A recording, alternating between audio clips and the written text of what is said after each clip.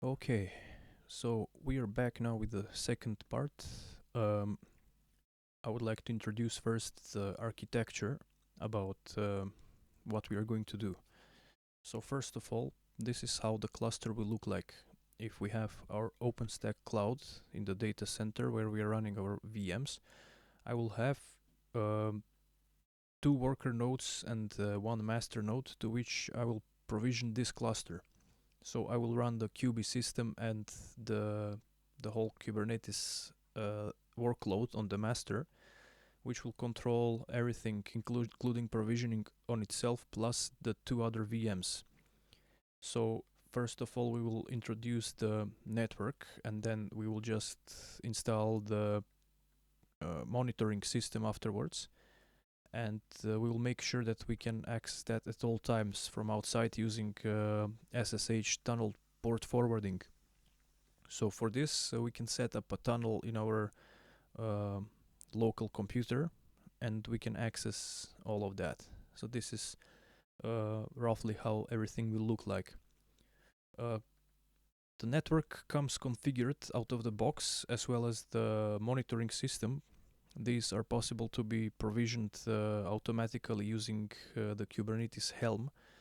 But in order to configure this for some specific use cases like security with Bgp policies, you need to dive deeply into that. That's a very big topic, and we're not going to touch that at this point because we'll just need a couple of days to talk about that only. So my research is based on this, and we're doing something similar. Like in this case, we're provisioning 5G network core inside the cloud using orchestrators like Kubernetes or something else, and we're instantiating everything like in this case. So this is a very common way to do stuff, and you can do everything with this.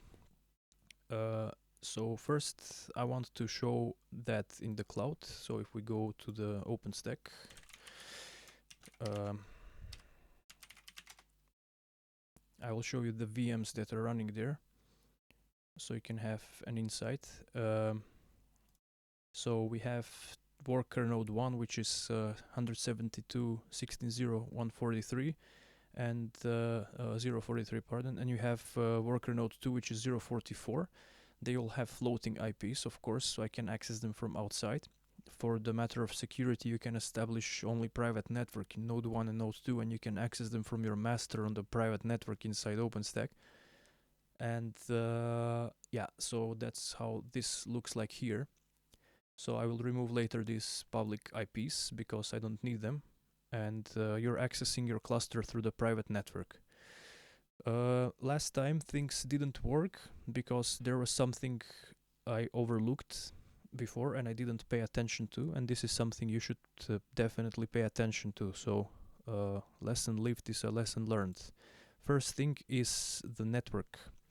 So as you can see, the actual network in this case had a problem. So the OpenStack Neutron did something wrong in the policies and I had to reset that.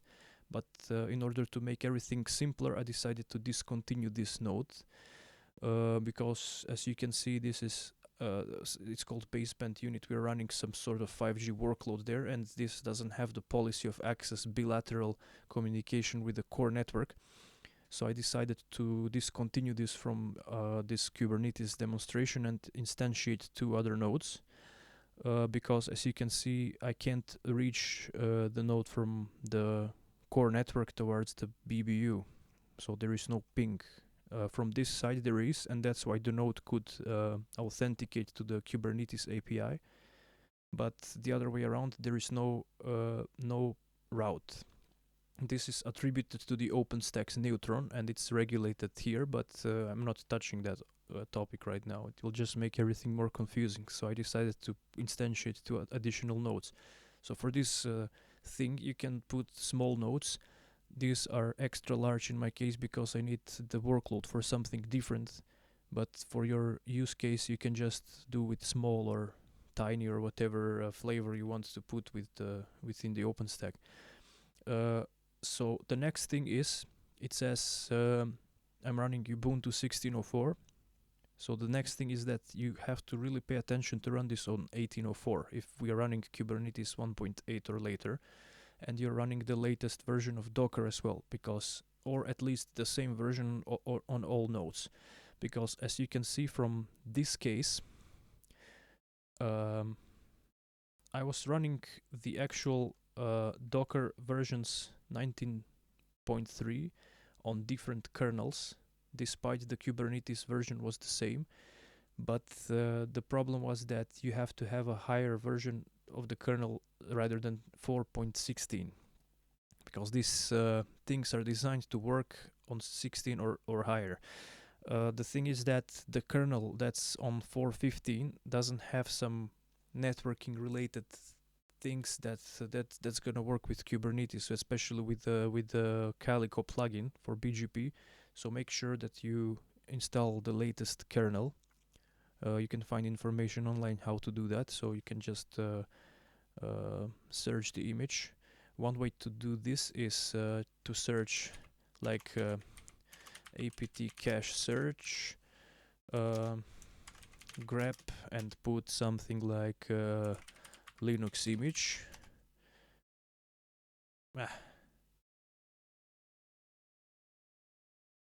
Maybe without grep, I'll just put this. Yeah, and then you can grep if you want. But the case is that you need to find the signed image. For example, this is for AWS. Make sure you don't install a kernel for Azure, Google Cloud Platform, or AWS. We're running things on OpenStack, so you need the generic kernel or the low latency. So in my case, I installed the 4.18, but make sure you can just you can install the Linux image signed. So not this one. Linux image 4.18 generic. I installed low latency because I need this for the 5G network. So you just install a generic kernel. Just copy this like apt-get install and the thing that you copied. So that's how you do it. In my case, I have the 418.0.25 low latency. So this is running now on all nodes. It has to be on all nodes, otherwise you're gonna have problem with your network. The problem that you can have, you can actually bypass by you can check and bypass by the kubectl. I think it was logs command.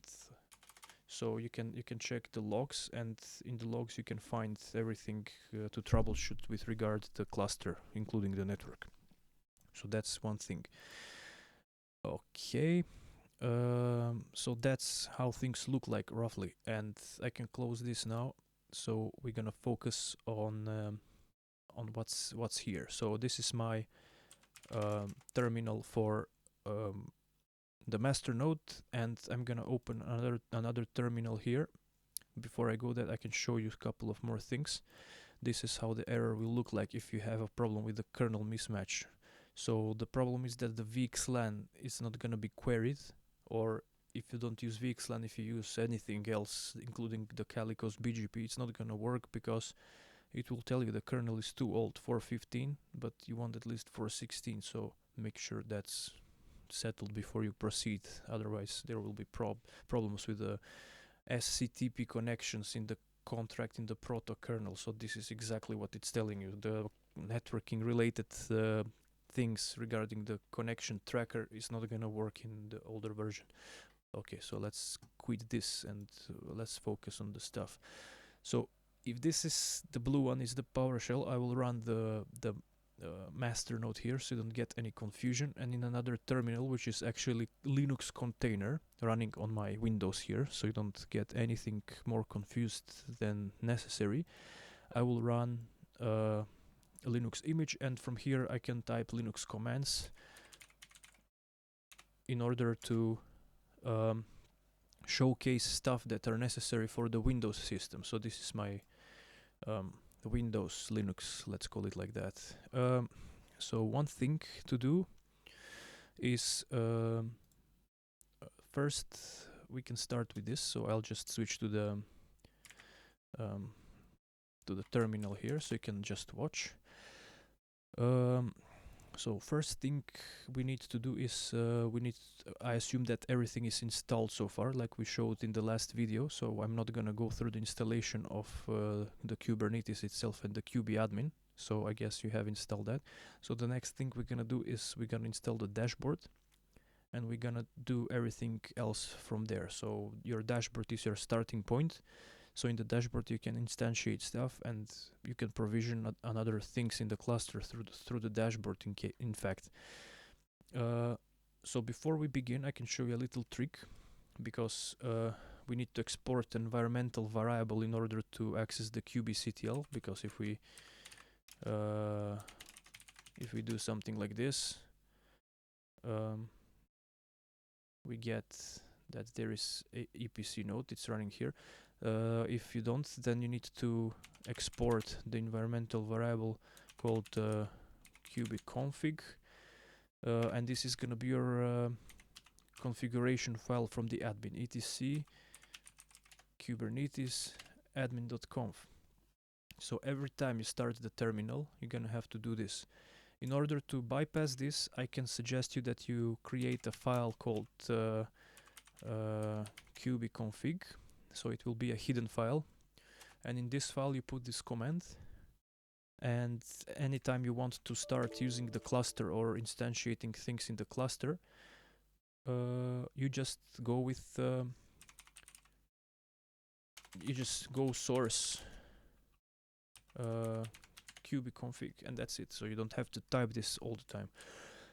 First thing I'm gonna do is I'll remove everything. So I have removed the other two nodes. They are drained completely. I put in the document the procedure how to drain the nodes and what does that mean. So you can check that if you want to remove the cluster. And I will deprovision the cluster here as well. So for that purpose, I'll just run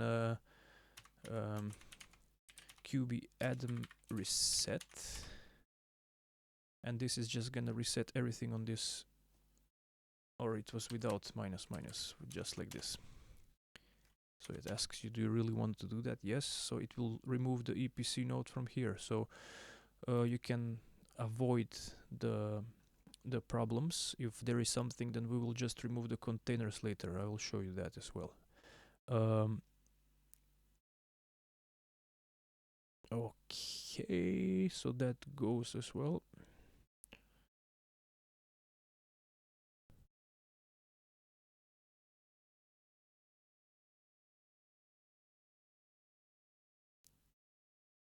It will take some time.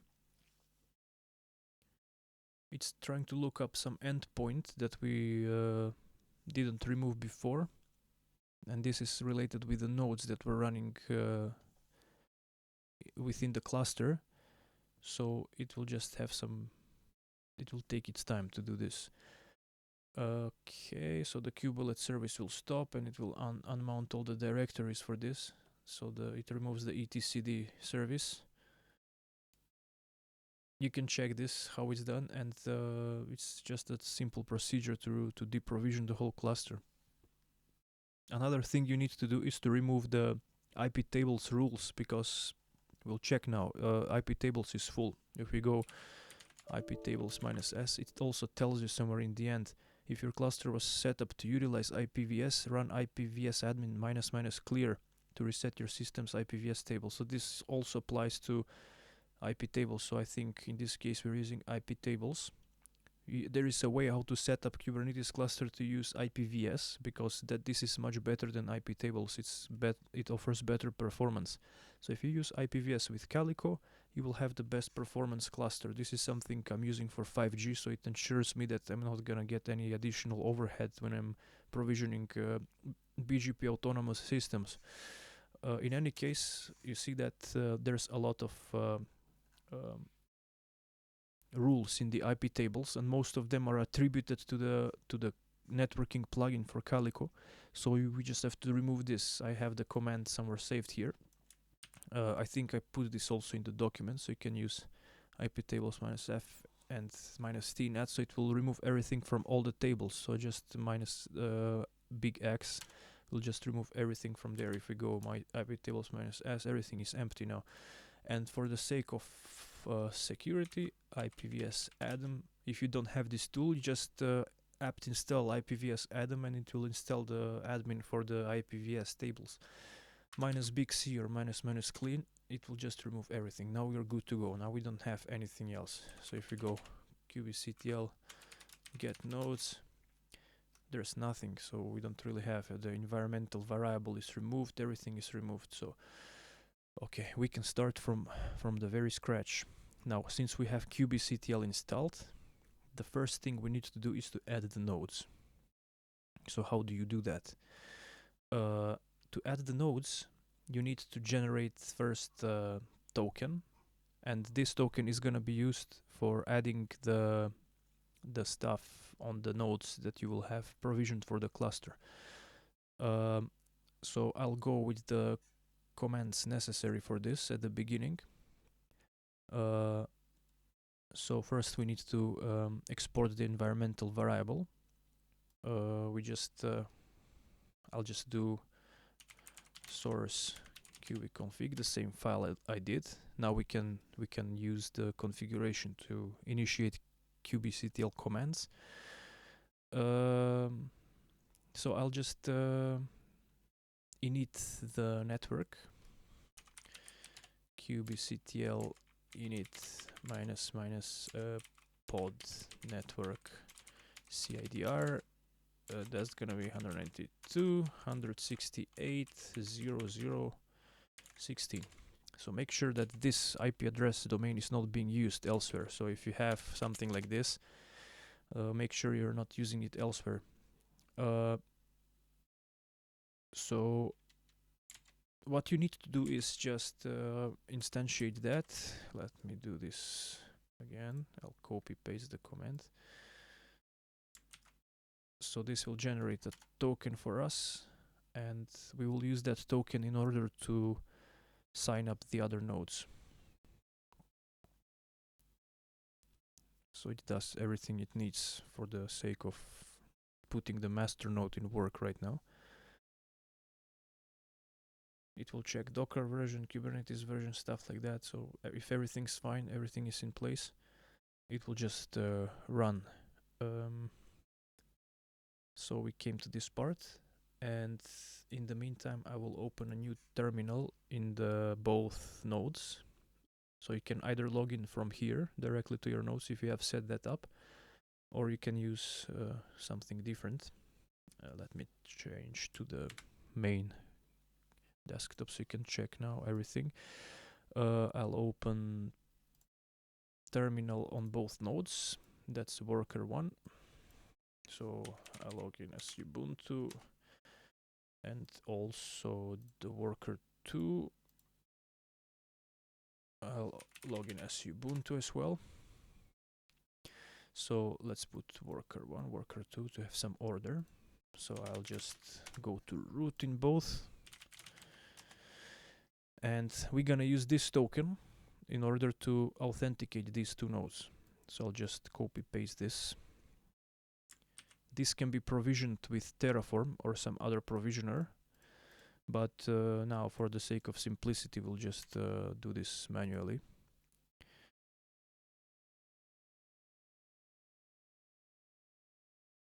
Okay, that one is added, so we'll just add this one.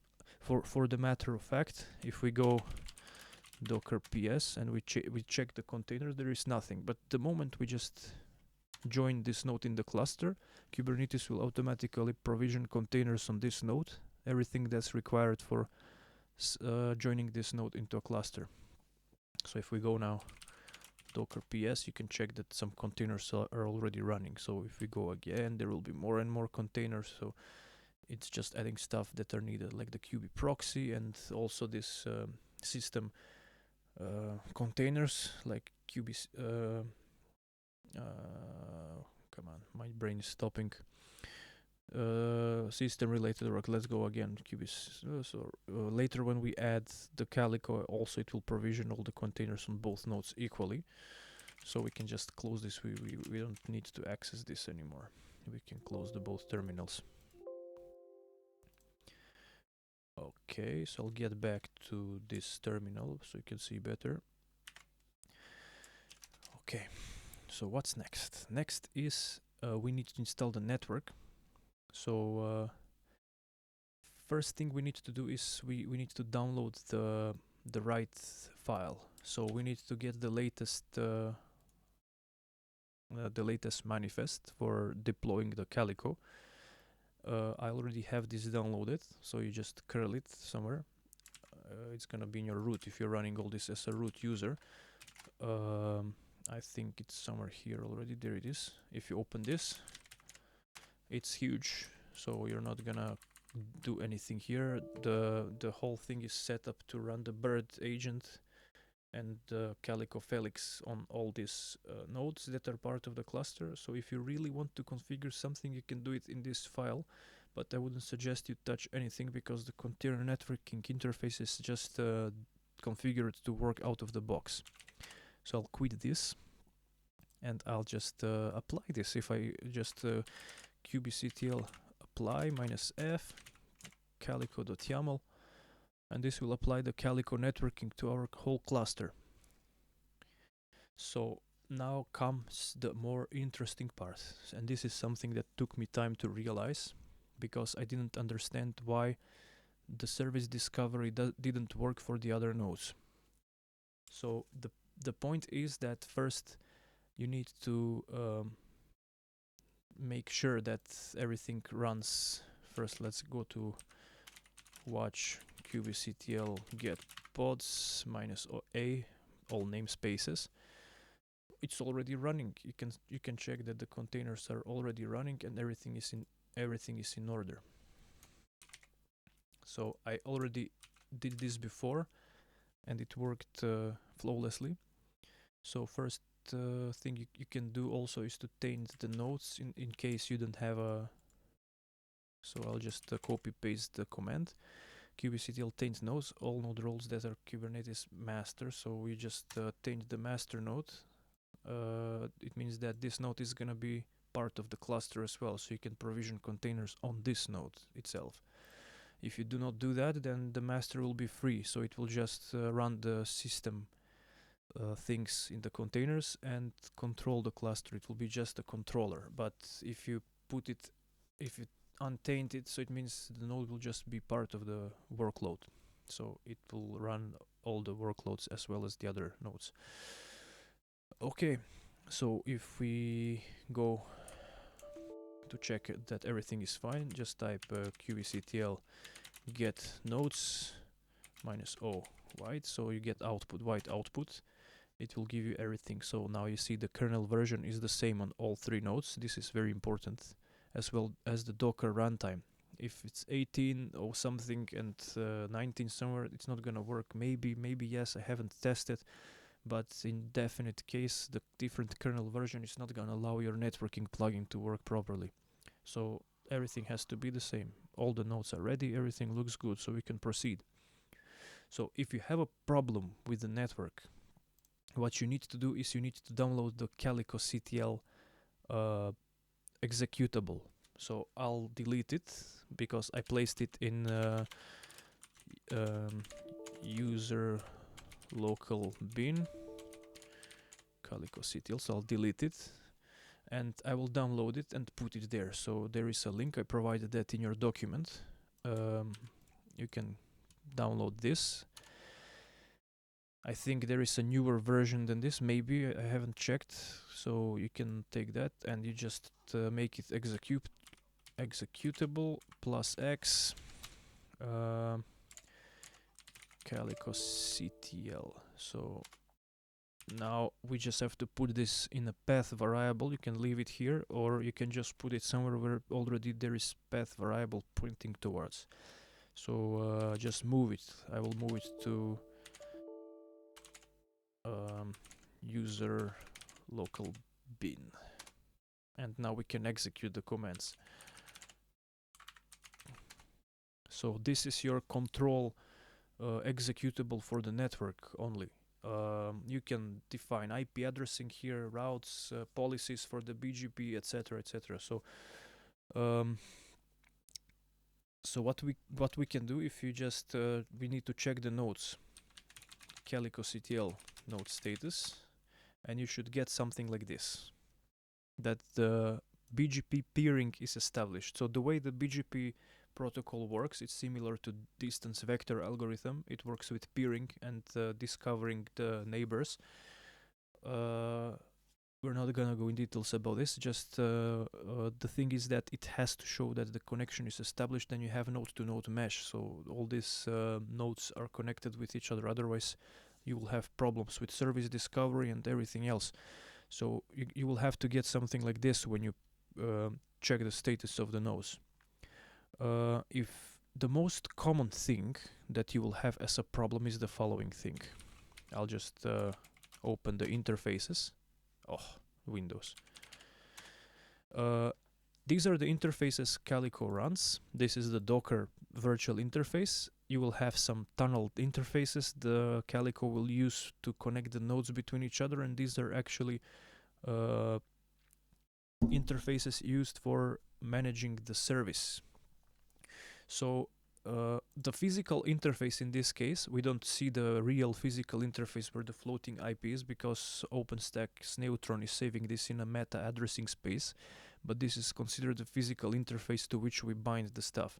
So when you run that Calico YAML file to provision the nodes, the problem is that the auto-discover mechanism that's being used to discover these interfaces is not set properly. So in order to get this fixed, because usually the auto-discover will try to find the nodes that are starting with Ethernet, and in OpenStack, or depends on different operating systems and hardware on which you're provisioning these things, can be distinct. The auto-discover is not gonna work. So to fix that, you're gonna have to set an environmental variable to change the auto-discovery system to point towards ENS interfaces, as it's our case in OpenStack here. For this to transpire, you need to do the following thing. kubectl set environment called daemon set calico node, because this is the actual container that's running for your nodes, for the cluster nodes on the physical VMs. -n kube system, you have to define in which namespace you're provisioning this, and here comes the following thing. So you have to add different auto detection method.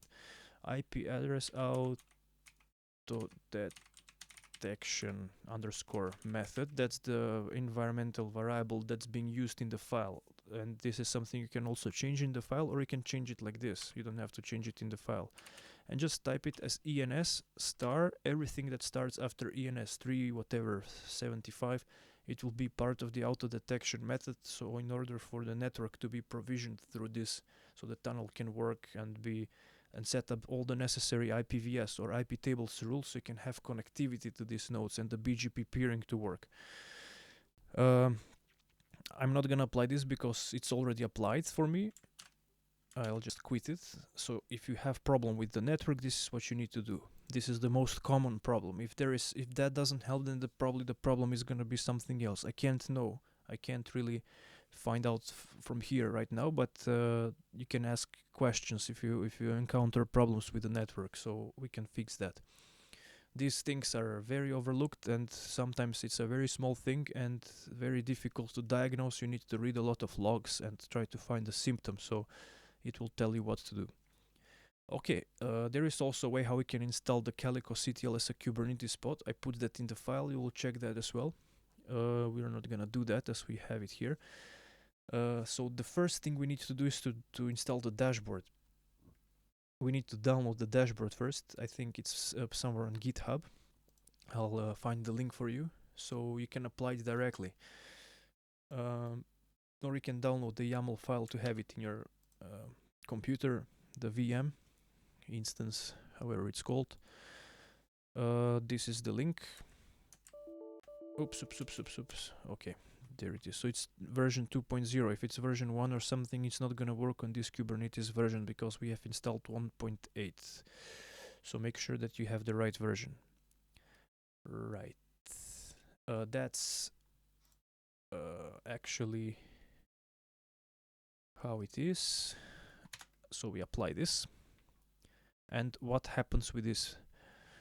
This will provision the dashboard, as you can see, in its own namespace, because this is all defined in the file. You can check the file and see how it is.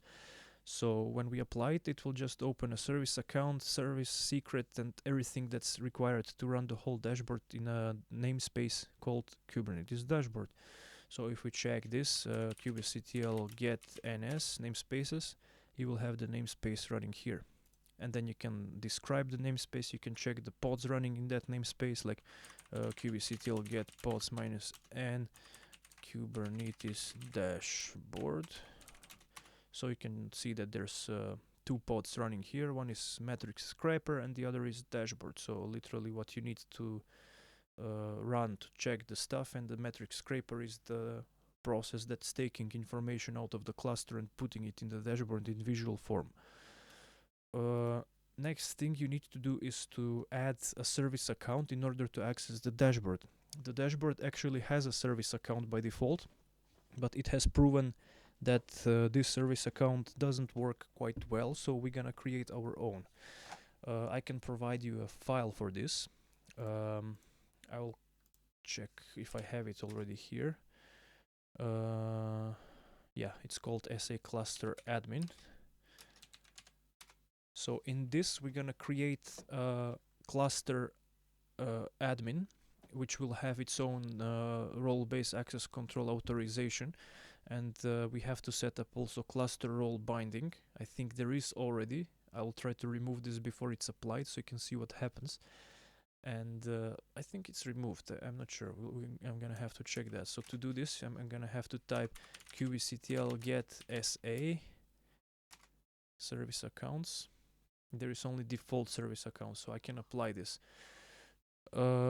Just go kubectl apply -f. I have provided the code of this file in the document, so you can either type it from here from the video, or you can just copy it from the document. SA cluster admin. So what's happened is that we created a service account in the dashboard admin as a service account, and this is something that we're gonna use in order to access our dashboard. So to access the dashboard, you will need first actually 2 things. One thing is the token that's been generated for this service account, secret token, and this token is something that you need to keep somewhere. So I'm gonna open in the background text document, and I'm gonna paste it somewhere, because we're gonna need this later. Every time you wait, you have idling time, or if you just log out from your terminal and you log in again to the VM, this will be reset, and you need to log in again to the dashboard. Or if you just close the browser or the tab or something, anytime you have to re-log in again, this timed token will be something that you need to log back. The tokens expire as well over a period of time, so you need to make sure that you can generate it again. Yeah, you can generate this token anytime, so it's not a problem. For now, just make sure that you have the some sort of a file open to save this somewhere. So just type kubectl get secrets, all the secrets from the namespace Kubernetes dashboard. This way you can see which secrets are being kept there, and this is the token that we need to get from. So this is for the service account dashboard admin. There are some other stuff here, certs and key holders and things, so we don't need that. We need the token for this user, and then we just describe this kubectl describe secret dashboard. Okay, let's not type this, we can just copy paste dashboard admin token, and you will get right, we need to specify the namespace in which this is being described, -n. Let's it was Kubernetes dashboard. So this is the token you need to save somewhere on the side. Oh gosh, that went to hell. Okay, I'm gonna go back. check this somewhere on the side, and you will need it for later. Okay, so since I have that saved, we can proceed further. Next thing what we need to do is to set up SSH tunneling for the actual dashboard. First thing, we need to add a proxy here. One way to do this is to use Kubernetes proxy, but I don't like to do this because sometimes your network can be configured in a different way, so you need to tamper with the proxy inside and make this port forwarding. But I would like to set up a direct port forwarding to the actual dashboard. To set up port forwarding, we need to check where the dashboard is running first, to check the Calico IP address for the service itself. So for this, we'll go kubectl -n from the namespace Kubernetes dashboard, get all, and we can see this is a mistake. Oh, come on. That's a problem. Okay, let's try again. kubectl Kubernetes dashboard get all. Okay, so here we can see that we have a service running somewhere. We have the 2 pods, we have the deployment name, and we have the replica set. So what we need to focus is the cluster IP, where this is running. So we need to redirect some of the ports there. So we need to redirect 8000. So what we're gonna do is we're gonna have to port forward to the dashboard. We're gonna have to describe the service first to check what we have there. So kubectl -n Kubernetes dashboard, describe service, or you can type just svc, and the service called Kubernetes dashboard.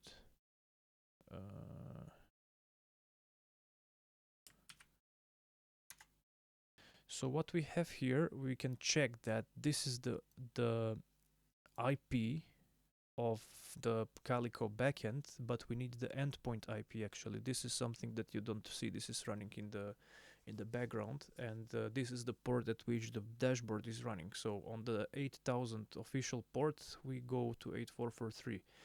So you can literally set any port you want. You can set, except I think 8080 or something. That's these non-generic ports is they're gonna work. So you make sure that these ports are open. That's another thing to check as well. I think I've mentioned all these things in the document. I mentioned as much as I could. So if something comes out, then you're gonna have to focus on troubleshooting that. So first thing you need to do is to port forward to this port. So we're gonna do the following thing. kubectl -n Kubernetes dashboard, the namespace Kubernetes dashboard, port forward, and now we're gonna use the pod to which we forward this, because this is the pod's IP address where the whole thing is running. So we're gonna use the pod, the dashboard pod, not the metric scraper, but the dashboard. And then we're gonna translate another port just for explaining. We can use 8001 instead of the 8000 TCP, and 8443. So I'm gonna run this in background. I'll just add a process ID for this, so we can continue running it as long as the terminal is opened. When we close the terminal, this will be reset. You're gonna have to do it again. Okay, so we are port redirecting right now. What we need to do next is go back to our PC. So I'll just switch to our PC. This is my Windows. Despite I'm typing Linux commands, it's a Linux container, so I'm running this behind a firewall. So this is a NAT address on my personal computer. What we need to do is to set up SSH forwarding. So to do this, you need to make sure that you can run the same port on your local host on your machine for accessing the dashboard of Kubernetes that you run in the VM. So you need the same port.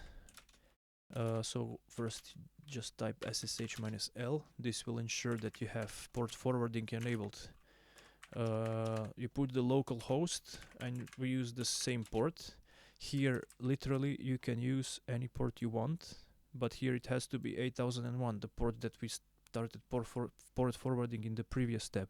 Here you can use 9000 any port, and this is gonna be the port that you're gonna type in your browser here on the PC to access the dashboard. So we port forward this and we do -n -f. I'm gonna log in as root. That's the VM. And now we have port forwarding enabled. To check this, you can go, you can check the process. Just SSH, there it is. So we can see that there is a process ID put there. To kill this, you can just go kill -9 and process ID if you want to, for some reason, to restart it. That's the way to stop this tunnel. Now things are tunneled. Since they are tunneled, I'll switch to the whole screen and we can access this through the browser. So we just go HTTPS, make sure you're running this on HTTPS 127.0.0.1 and we use 8001. And now it will prompt you that there is no secure connection because the certificates generated from the dashboard for Kubernetes cluster are self-generated, and this is something also you can do if you have your own certifying authority and you're running this in your domain. But we can trust ourselves, and this is the dashboard actually. So this is where you need to enter the token that you saved before. So you grab the token, you copy paste the token, and you can log in each time here until the token is valid. So if it expires, you need to generate it again. There is a command for generating that. It's covered in the document, so you can check that out. So here we sign in, and now we're signed in with our user. So what we can do is we can check the namespaces here. We'll check the QB system. This is what's most important, and here everything should be running. Sometimes, if you don't have your network configured properly to auto-discover, like we did before, like I explained, you will have a problem with the Calico node not being active on at least one of the nodes. So that's when you have to act and to fix that. Otherwise, your high availability in the network will not be active. So in this case, everything is green, everything looks good. If something is wrong, it will be shown here. So the daemon sets that are running, the deployments, pods, and replica sets, or whatever it is. In the workload, you will have something red, and you need to check that. So in this case, everything looks good. So next thing is we're gonna have to go back to the terminal. So I'll just switch to the... You can leave the dashboard open. It will close anyway, so that's why I need to have the token ready, because after some inactivity time, this will close and you won't have any more anything there. So you're gonna have to reuse the token to log in back again. So that's it. You can check how this looks like, and you have all the necessary things here. You can control the dashboard itself through here, etc. So I'll show you how we're gonna run some stuff from here. So first we need to go back to the here, and you will see that it's handling connection for 8001. So this message will start appearing all the time, but you can ignore it because we're just running this as a process. Or you can run it temporarily and turn it off until if you don't use the dashboard. This is made for security reasons. To check if it's running, you can type netstat. Yeah, that's correct. -p TLN, let's say, and we can grab that into kubectl. So you can see that we have port forwarding running there on TCP and on TCP for IPv6. So your dashboard will be accessible on that port in any case, no matter if you don't have IPv4. So we have IPv6 enabled in the Calico. This is something I did just for fun to check if it's working, and it looks like it's working. So another thing to do is I think we need to actually start Let me think about. We need to start by installing Helm before we install Storage OS for persistent storage. So in order to install Helm, you can just use snap install Helm. If you didn't do that already, snap install Helm, not span. That's the correct. So in my case, it's installed and it's the latest version. So make sure you install this, and you can use the classic version. So that's another thing to consider. Now we need to install Storage OS. One thing you can do is to check first in your etc hosts that you're running the workers with names. So you can try to ping worker 1 and 2 to see if you have connection. You should do that before starting here to getting to this point, because you can get stuck somewhere if there is no connection between the hosts. So if Helm is installed, so we need to add the repository of Storage OS. I have added this, I think. I'll just copy paste the repo. So you can go Helm repo add Storage OS. And this is the link to the Storage OS repo. And you need to update the repo. Helm repository update. So it will update all the repositories that are installed here at the moment. So yeah, this is good. And first you need to create a namespace called Storage OS. kubectl create namespace, or ns Storage OS. So this will give us a namespace. Come on, don't die.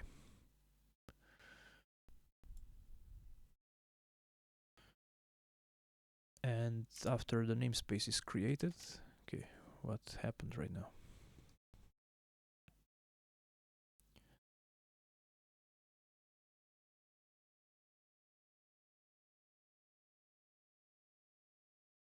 Well, something is working in the background, obviously. Nevertheless, after the namespace is created, we need to install the Storage OS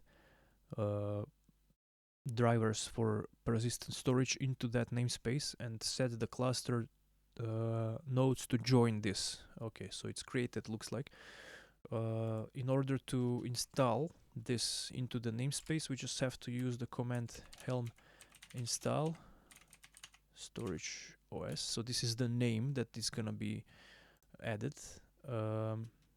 So from the repository Storage OS, and we just add that in the namespace called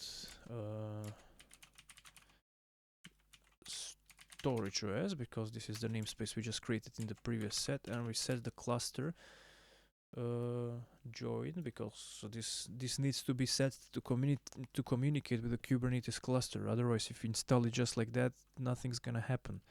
So cluster.join equals the nodes that you put. So either you can use IP addresses 172 whatever, but I'll just use my host names. It's easier for me. This is the current VM, then worker 1, then yeah, that's correct, worker 2, and I close this. I need to provide a name. So we need to tell Helm when after he installed this that everything will be named accordingly. So we'll name it just Storage OS. So in the earlier versions in Helm 2, I think you just have to add the name at the end, but in this case you're adding the name before. I think the repo, it has to go in the end. Let me check. No, it's fine. It's fine.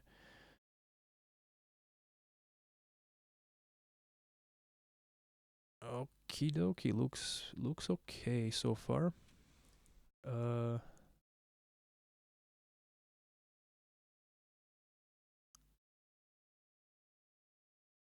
Everything looks fine. Let me read through this.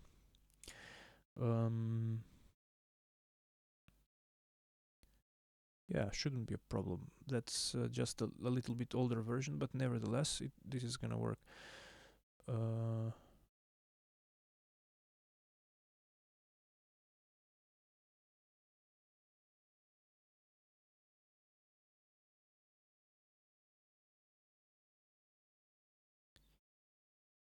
Okay.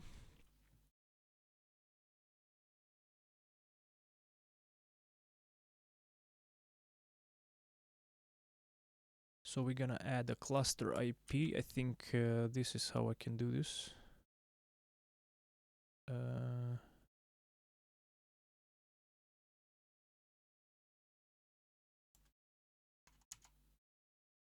And then I'm just gonna also add API to connect to the cluster IPs 5705, because it will take the cluster IP through a variable. And then we just we need to patch the storage OS to the. This is the actual commands that are given here. So you just have to paste this. It says that as we are using the older version, this is not automatically done, and you have to execute these lines one by one. So it should be fine if we just execute this one by one. It shouldn't represent a problem. So yeah, looks like it's patched. So first we need to do is to go back to the dashboard. Let's hope the dashboard is not closed yet. So that's why I say you should make it open all the time.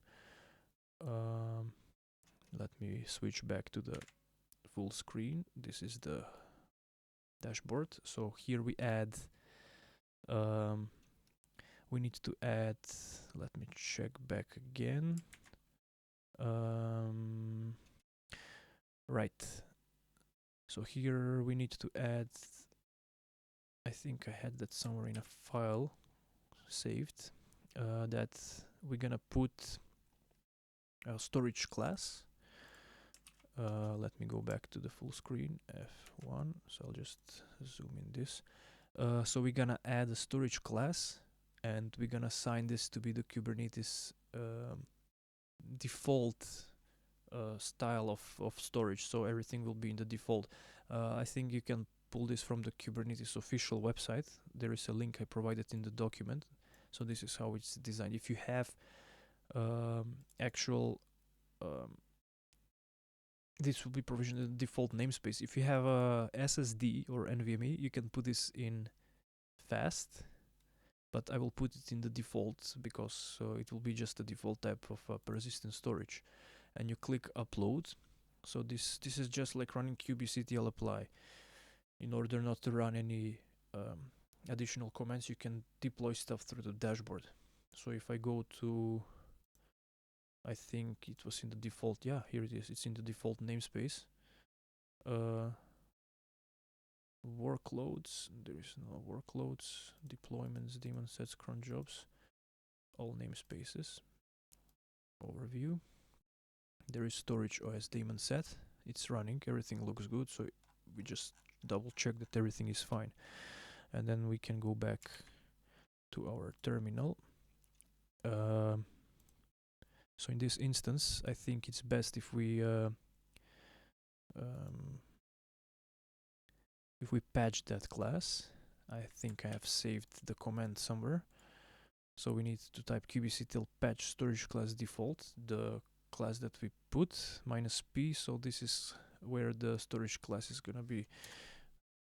So that indicates that the storage class is patched. Unfortunately, this is a little bit of manual work. I think you can automate this more or less, if you will.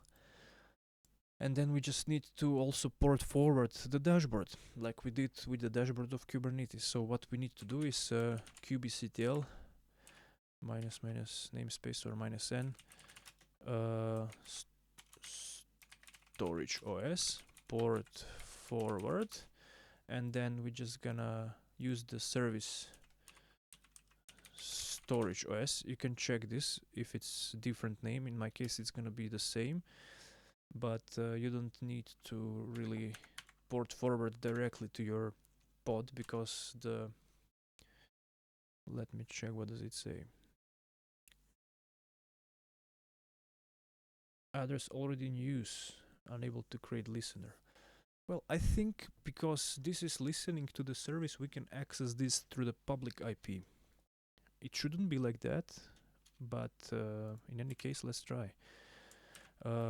If I go to the public IP, yeah, 5705, we will get the dashboard for storage OS.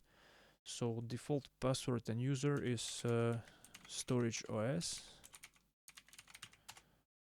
and yeah, this is the actual dashboard for the storage cluster itself. So the first thing you need to do is you need to check that the storage is adding all the nodes. So if your Calico is not running properly, then your service discovery is not gonna run properly, the etcd, and then the storage is not gonna be provisioned properly throughout the nodes. So this is how we share persistent storage through the nodes. Everything we're gonna run as a workload in our cluster is gonna be stored throughout the nodes, and this is one way to do it. So if everything is fine here, that's it. This is good. But the thing is that this shouldn't run on your public IP. So we need to set this. I'm not gonna show that at the moment, but this should be set up to run the same way like the Kubernetes dashboard is running somewhere inside and in the backend. So you can only access this through SSH tunneling. Nevertheless, we'll leave this. So we're gonna go back to this. Right. And next thing we need to do is to set up the monitoring. So I'll clear this a little bit so it doesn't create any confusion. Now we need to add a repository for Helm in order to install Prometheus and Grafana. We'll do this with Helm. We can do it manually as well, but it's much faster to do it with Helm. That's why I insist you use Helm, because you can later create your own structures, your own things, and you can push them to your repos, and it's a very useful tool. So what we need is, I'll just copy this from a place I have saved. It's not the whole thing. We need to add this repository. I think it's added, if I'm not mistaken. I think I added that. I'll just update Helm repo update. So it will add, this is the storage OS, the one we added before, and yeah, this is the one that it will show there. It's a stable repository for the Prometheus. So I will install the Prometheus operator, and this will automatically install the necessary things to monitor the cluster. So it's working out of the box.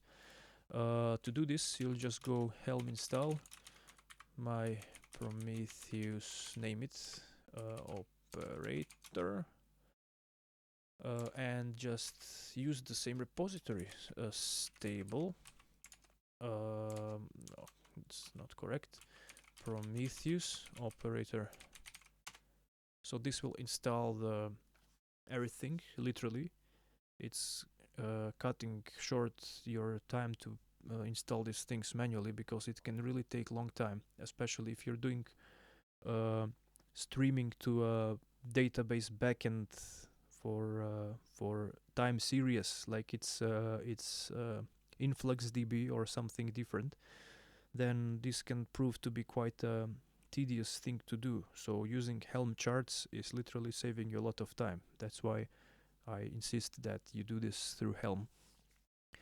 And the only thing you need to do is do this and then check the pods that are running and port forward this as well. So we will do this just in a moment when this finishes. If everything is right, it will just install everything without a problem. If not, then you're gonna have to troubleshoot. But I believe that if the versions of all the operating systems through the nodes are correct, it will just be deployed. Yeah, looks like it's fine. So we need to check the namespaces, the default one, because this is installing it in the default namespace. You can install it in the QB system namespace, but I wouldn't. I would just put it in the default one. For that purpose, we just need to check the pods that are running there. So to do this, kubectl namespace default get pods. So we'll just try to find the pods that are the name that we defined before. That's the generic name that we decide when we run Helm charts. Operator, and you will have all the pods that contain that thing that we put in there. So what we need to do is to port forward to the pod that's running Grafana, but looks like Grafana is running somewhere else. So what we need to do is to check the default namespace without -l. Right, you need to put Grafana instead. If you do this with release operator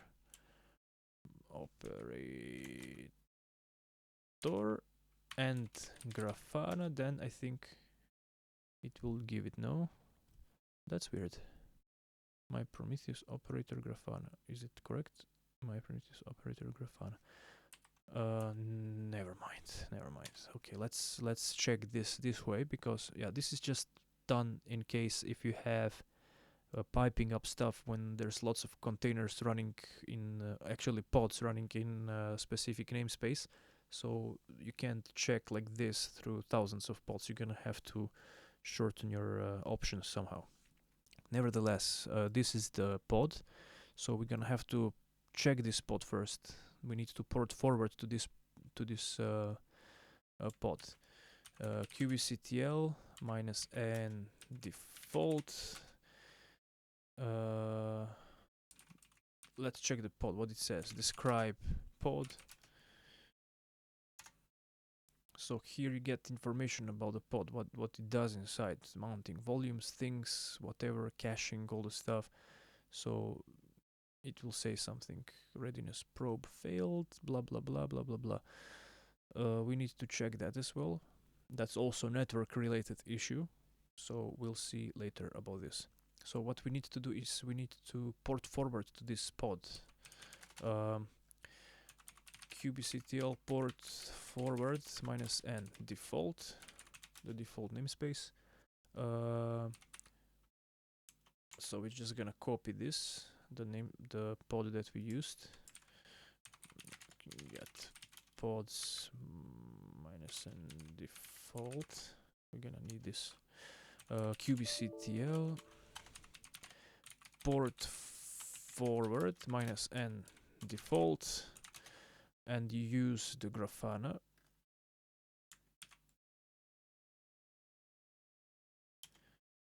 And we port forward 3000 because that's the default port at which Grafana is running. So we're just gonna map the same port. We're not gonna touch anything different.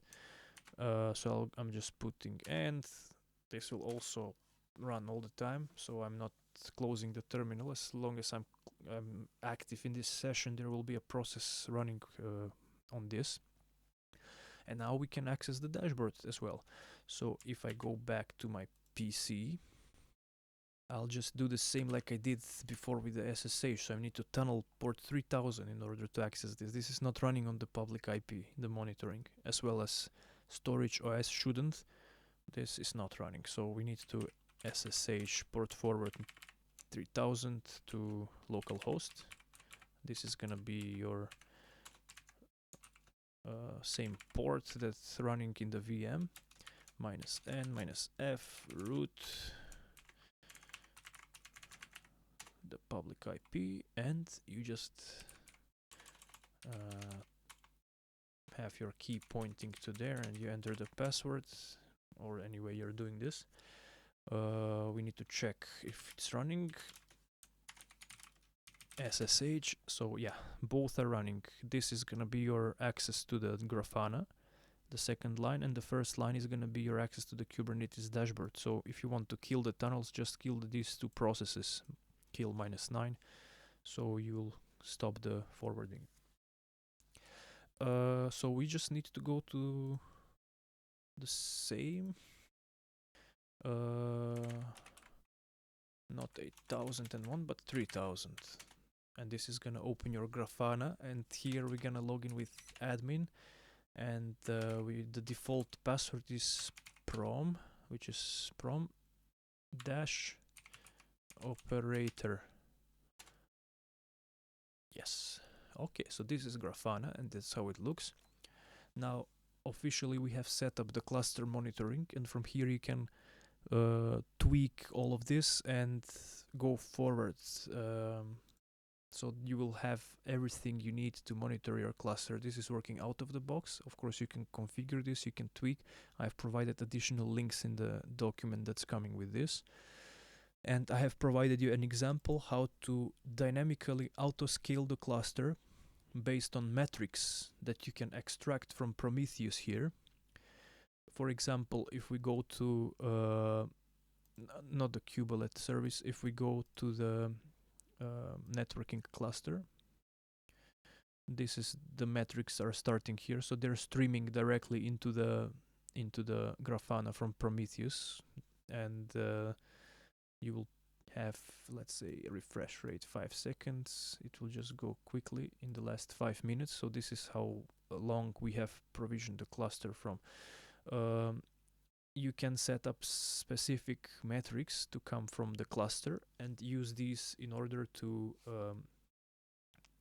auto-scale your cluster. So I have provided this example in the document, and you can utilize this in your advantage to set up a resilient cluster that's, you know, never gonna break, and it will scale automatically according to how much load you put in the cluster, whether it's storage, whether it's network, or anything else, or the app you're running. It can be website, web app.